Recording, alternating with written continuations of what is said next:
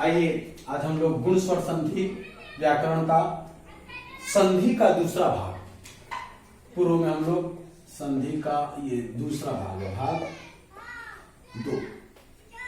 चूंकि संधि के पहले भाग में हम लोगों ने दीर्घ स्वर संधि को पढ़ा था, आज दूसरे भाग में गुण स्वर संधि को पढ़ेंगे।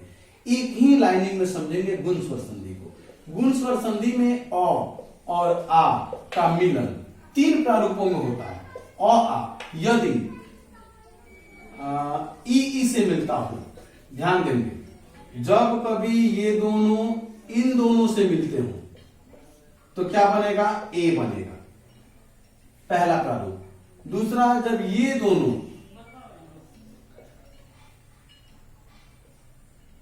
उ और उ से मिलते हो तो ये बनेगा ओ, और जब ये दोनों री से मिलते हो तो बनेंगे अर।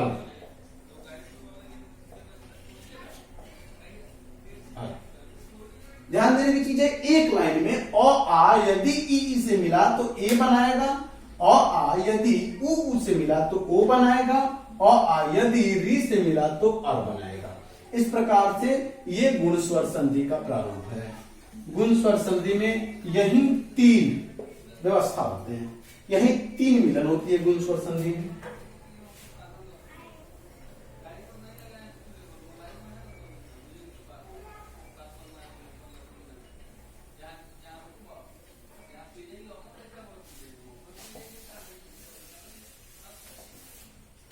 गुण स्वर संधि के ये 3 प्रारूप हैं।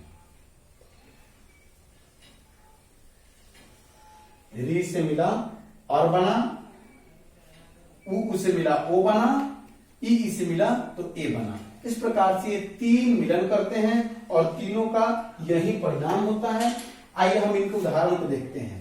पहले मिलन का, पहला मिलन मतलब ए का, मिलन संख्या 1, मिलन संख्या 2 और मिलन संख्या 3।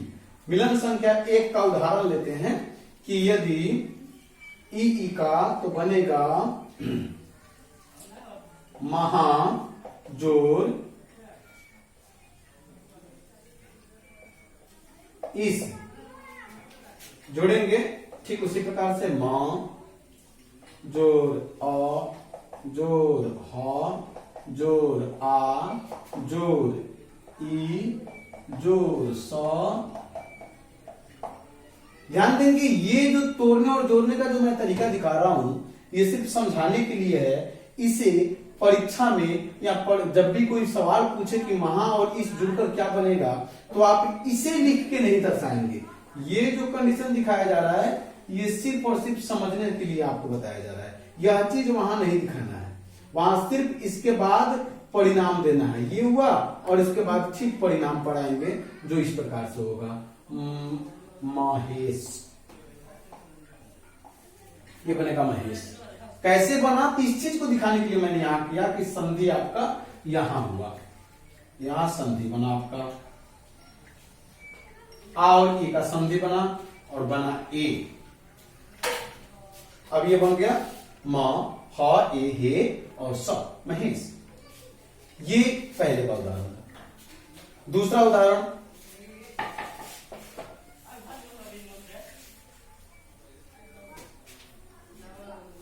देख सकते हैं, दिन जोड़ इस न का ई का मिलन बना ए और ये बन गया दिनेश। इस प्रकार से ये पहले चरण का मिलन है और पहले चरण में ये उदाहरण है, यह परिणाम है। हम दूसरे चरण पे आते हैं। दूसरे चरण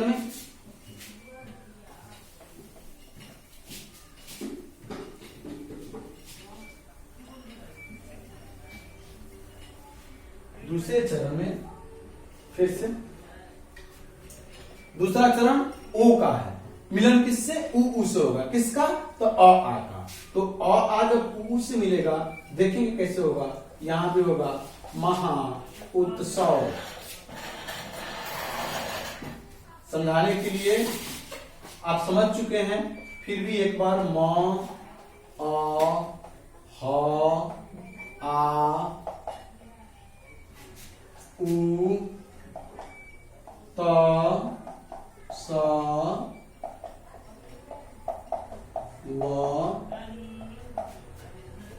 संधि होता है आ और उ का, बनता है ओ। अब समझाने की जरूरत नहीं है, जब वो बन गया तो बाकी को जोड़ देंगे, बन जाएगा वही।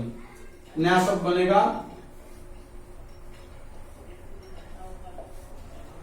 महोत्सव, महोत्सव, ये नया शब्द बना।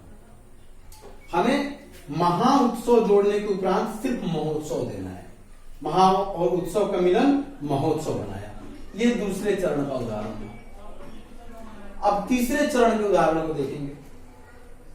तीसरे चरण के उदाहरण में भी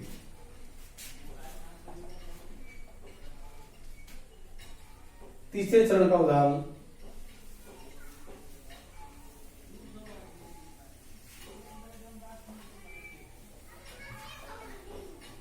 तीसरे चरण का उदाहरण होगा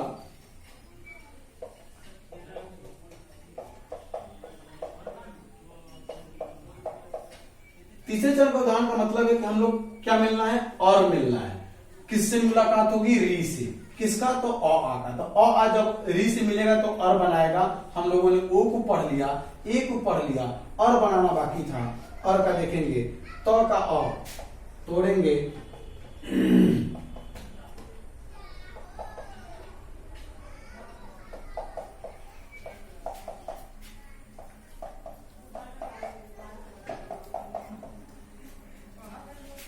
संधि होता है अ और री का, अ और री का।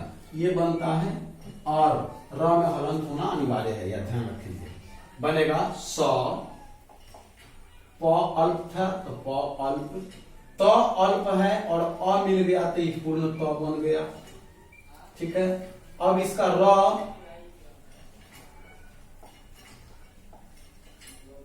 ऊपर चला जाएगा, सप्तर्षि।